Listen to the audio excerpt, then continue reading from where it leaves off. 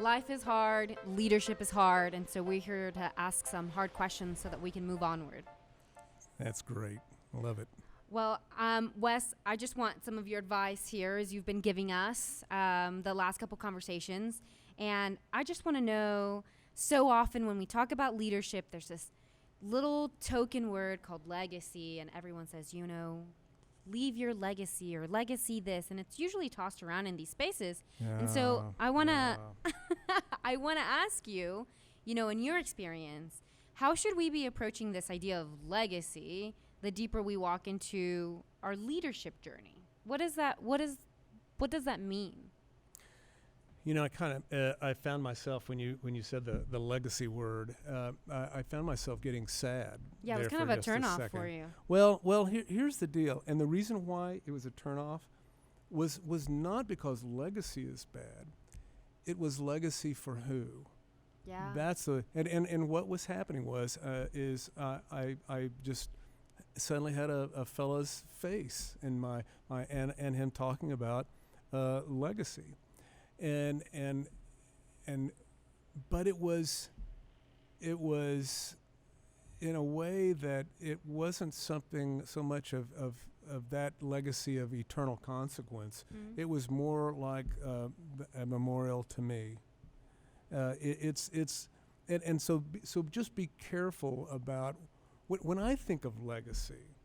I think of legacy like I want to be able to show up. When I show up, now this is gonna sound crazy, but I've thought this for a long time, a long time, and that is that I know that that it's very common. People say when I show up in heaven, I want to hear, "Well done, good and faithful servant."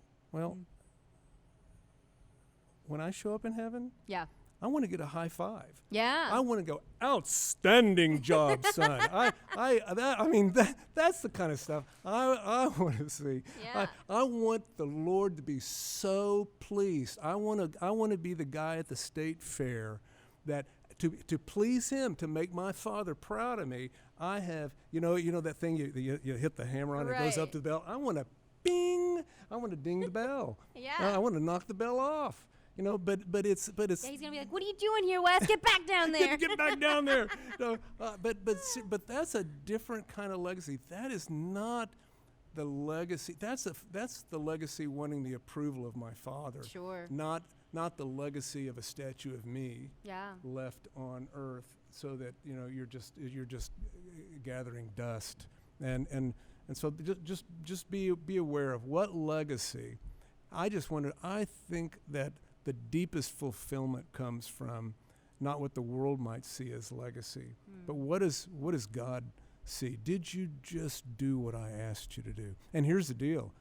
It may not look at all like what the world thinks is clue. Legacy. It may be that what God just wanted you. It's like Mother Teresa. Look at what she was doing. That was dirty work. That was just ugly stuff. But boy, it was Jesus, and boy, did she ring the bell.